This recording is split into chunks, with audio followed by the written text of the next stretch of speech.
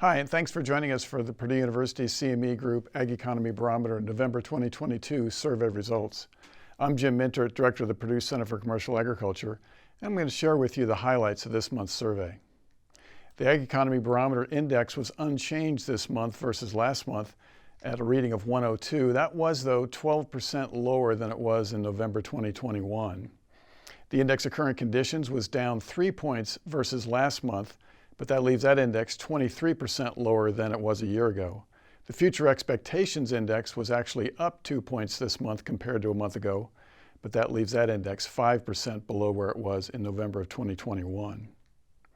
The Farm Financial Performance Index rose 5 points this month compared to a month earlier, 14% lower than November 2021 as that index continues to suggest there is some stress out there. We continue to ask producers what their biggest concerns are for their farming operation in the upcoming year.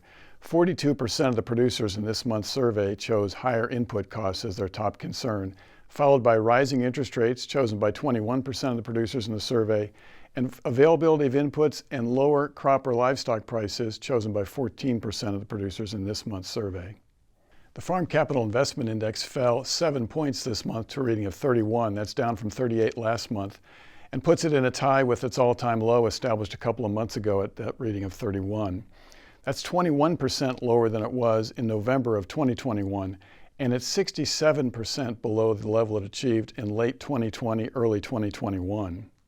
When we followed up and asked producers who said now is a bad time to make large investments in their farming operation why they felt that way, the top choice continues to be the increase in prices for farm machinery and new construction. The short-term Farmland Value Index was down 4 points this month compared to last month. The long-term index, which asks people to look at what they think is going to happen with respect to farmland values over the next 5 years, was unchanged compared to last month. And that leaves that long-term index down about 9% compared to a year earlier.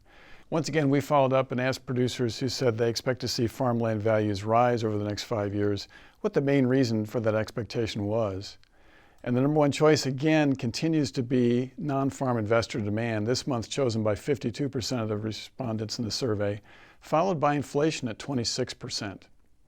That wraps up the highlights of this month's survey. You can get more details at the website, purdue.edu/agbarometer, and also a more detailed version available on the Purdue Commercial AgCast podcast.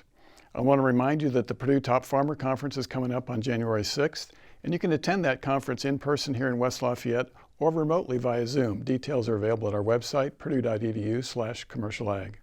On behalf of the Purdue Center for Commercial Agriculture, I'm Jim Mintert. Thanks for joining us.